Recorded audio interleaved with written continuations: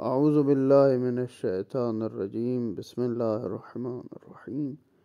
آپ کی خدمت میں امام حسن علیہ السلام کی سیرت کے بارے میں عرض کر رہے تھے۔ آج ان کا اخلاق۔ امام حسن اخلاق کریمانہ کی اس وسعت کے مالک تھے۔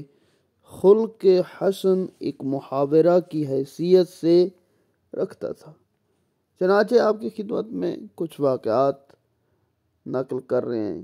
گھر کی خادمہ سے شوربہ کپڑے پہ گر گیا تو آپ نے سزا دینے کی بجائے اسے راہ خدا میں آزاد کر دیا تاکہ اسے کنیز ہونے اور کنیز ہونے کی بنا پر قابل تعذیر ہونے کا احساس نہ پیدا ہو، کہ ایسا نہ ہو کہ میں نے یہ کام کیا ہے اور مجھے ابھی سزا ملے گی۔ مولا نے اس کی طرف دیکھا اور اسے فوراً کہا، جاؤ، میں نے تجھے اللہ کی بارگاہ میں آزاد کر دیا۔ ایک مرد شامی نے راستہ روک کر برا بھلا کھا۔ یہ شام کی طرف سے جو یزید کے باپ نے ایک قسم کی سازشیں کی ہوئی تھیں کہ نعوذ باللہ کے ائمہ اہل بیت علیہم السلام ایسے وہاں سے لوگ جب آتے تھے نا تو بدگمان ہوتے تھے اور بد اخلاقی کے ساتھ ائمہ اہل بیت علیہم السلام کے ساتھ پیش آتے تھے۔ ایک شامی مرد آیا اور اس نے آ کے آپ سے کہا کہ برا بھلا کہنے لگا۔ آپ نے فرمایا، اس بات کی ضرورت نہیں ہے، تجھے غذا کی ضرورت ہو تو وہ حاضر ہے، لباس چاہتے ہو لباس، سواری چاہتے ہو، جو کچھ چاہیے بتاؤ، ہم تجھے دیتے ہیں۔ اور جیسے ہی اس نے امام کا یہ برتاؤ دیکھا، یہ الفاظ سنے، فوراً شرمندہ ہوا اور بول اٹھا کہ اللہ بہتر جانتا ہے کہ اپنا پیغام کس منزل پر رکھے، یعنی امامت کا منصب وہ ذات پروردگار بہتر جانتا ہے کس کو دے۔ اور ایک اور واقعہ، آپ نے متعدد بار اپنا سارا مال راہ خدا میں تقسیم کر دیا، اپنے لیے کچھ بھی نہ بچایا۔ تو کہنے والے نے عرض کیا، حضور آپ تو سب خرچ کر دیتے ہیں، بے حساب عطا کرتے ہیں۔ فرمایا، میں اپنے مال سے کچھ نہیں کرتا ہوں، خدا مجھے دیتا ہے، میں غرباء کو دے دیتا ہوں۔ خدا دینا بند کر دے گا تو میں بھی بند کر دوں گا، لیکن میں بند کر کے خدا کی عطا پر بے اعتمادی کا اظہار نہیں کر سکتا، یعنی اپنے کمال کی تعریف کو عطائے پروردگار کی طرف موڑ دیا کہ وہ جو کچھ بھی عطا کرتا ہے وہ میں اللہ کی راہ میں خرچ کرتا ہوں، میرا کوئی ذاتی کمال نہیں ہے، اللہ کا دیا ہوا سارا کچھ۔ آپ کا دسترخوان ایک شہرت عام رکھتا ہے، یہاں تک کہ بعض اوقات امیر المومنین کے پاس لوگ آتے تھے تو فرماتے تھے کہ سوکھی روٹی یہاں حاضر ہے، اس سے بہتر غذا تو میرے بیٹے حسن کا دسترخوان پہ ملے گی۔ اس وقت امیر کائنات ہیں، بڑی ذمہ داریاں تھیں، سب کچھ تھا، لیکن پھر بھی امام علیہ السلام سادہ کھانا کھاتے تھے۔ حاکم شام نے مدینہ میں اپنی سخاوت کا مظاہرہ کیا، ایک دفعہ سارا مال تقسیم کر کے امام حسن علیہ السلام کو طلب کیا۔ آپ دربار میں گئے تو اتنا ہی مال طلب کر کے آپ کے حوالے کر دیا کہ آپ فرزند رسول ہیں، آپ کا حق زیادہ بنا ہے۔ آپ نے مال کو دیکھ لیا اور چلنے لگے۔ توجہ کیجئے گا، تو معاویہ کے نوکر نے آپ کی جوتیاں سیدھی کر دی، اپنے سارا مال عطا اسے کر واضح کر دیا کہ تیری نظر میں میرا مرتبہ تمام قوم سے بالاتر ہے، یہ تیرا اعتراف حق ہے، لیکن میں اتنے مال کا حقدار تیرے نوکر کو سمجھتا ہوں، میرے غلاموں کے لیے تو اس مال دنیا کی کوئی قیمت نہیں ہے، ان کے لیے تو خدا نے آخرت میں نعمات جنت کا انتظام کیا، مجھے سردار نے جنت کا سردار بنایا۔ یہ آپ کا زہد تھا، یہ آپ کی اخلاق تھا۔ شجاعت دیکھیے، پیغمبر کے بعد مولا کائنات کی زندگی کے تقریباً 25 سال اس خاموشی کے عالم میں، جہاں امیر المؤمنین کا حق غصب ہوا، جناب سیدہ پہ ظلم ہوئے اور امام خاموش رہے، اور یہ پہلی خلافت چلی، دوسری، پھر تیسری، پھر امام علیہ السلام کو یہ خلافت ظاہری جیسے ہوتی ہے مل گئی، تو پھر بھی آپ علیہ السلام نے شجاعت پہ کر تھے۔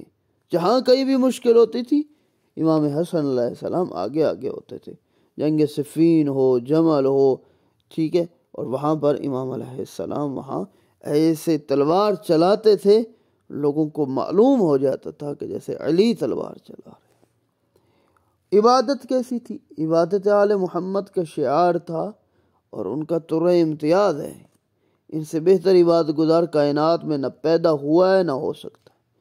ان کی ایک ضربت عبادت ثقلین پر بھاری ہے، امام حسن بھی انہی آل محمد کے فرد ہیں جنہیں خوف خدا میں بے پناہ گریہ کرتے ہوئے دیکھا گیا ہے۔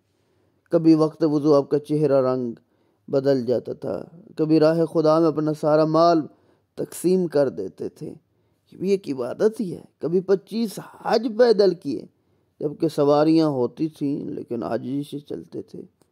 حد یہ کہ مسجد کوفہ میں امیر المومنین کا سر اقدس جب ضربت سے زخمی ہوا، آپ خون میں نہائے ہوئے مصلی پر بیٹھے ہوئے تو آپ نے امام حسن کو حکم دیا کہ نماز کو پڑھائیے۔ آپ نے ایسے سنگین حالات میں بھی خشوع و خضوع اخلاص قلب کے ساتھ نماز پڑھائی کہ ذہن اقدس پر حالت کی سنگینی سختی کا کوئی اثر نہیں تھا، اور توجہ اللہ کے بعد دنیا کا ہر خیال ذہن اقدس سے نکل گیا۔ حالانکہ ہوتا ہے انسان ہے، جب بھی مشکل ہوتی ہے، اسے پریشانی ہوتی، جلدی نماز پڑھتا نہیں۔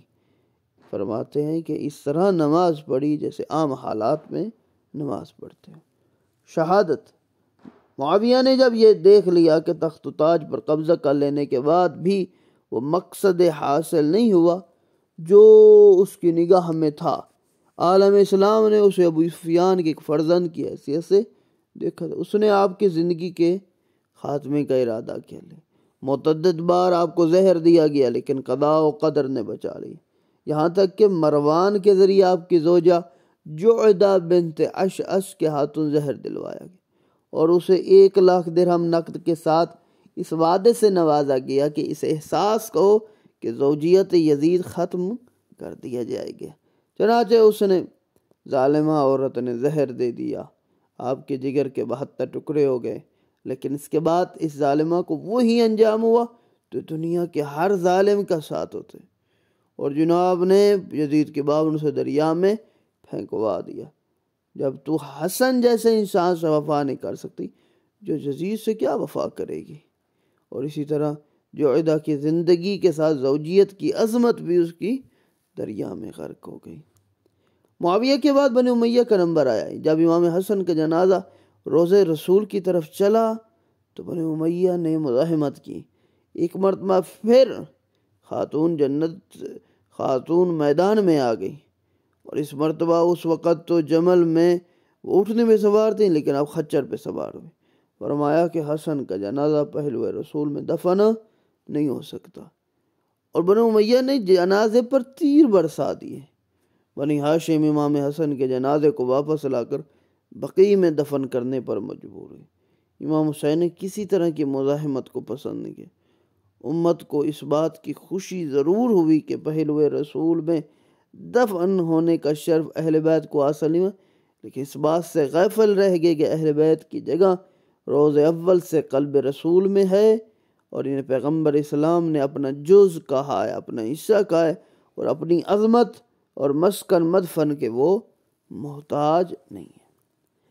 ازواج۔ تاریخ کی نشاندہی کی بنیاد پر امام حسن پوری زندگی مختلف اوقات میں صرف 9 ازواج کا پتہ ملتا ہے، جن کی اسماء یہ ام فروہ، خولہ بنت منظور، ام بشیر ثقیفہ، رملہ ام الحسن بنت الامراء القیس، جعدہ ام اسحاق بنت طلحہ بن عبید اللہ تمیمی۔ لیکن امام حسن علیہ السلام پر ایک الزام تراشی کی جاتی ہے کہ امام حسن علیہ السلام بہت کثیر الازواج تھے، بہت ساری زوجیں تھیں جو ان کے بھی، لیکن وہ طلاق دیا کرتے تھے، لیکن ایسا نہیں ہے۔ یہ سارا کا سارا اسی بنی امیہ کا ہی کارنامہ ہے کہ جن لوگوں نے امام حسن کے خلاف ایک سازش کی، امام علیہ السلام کو مختلف الزامات کے عنوان سے یاد کیا جاتا تھا۔ یہ اس کی طرف سے سب کچھ تھا۔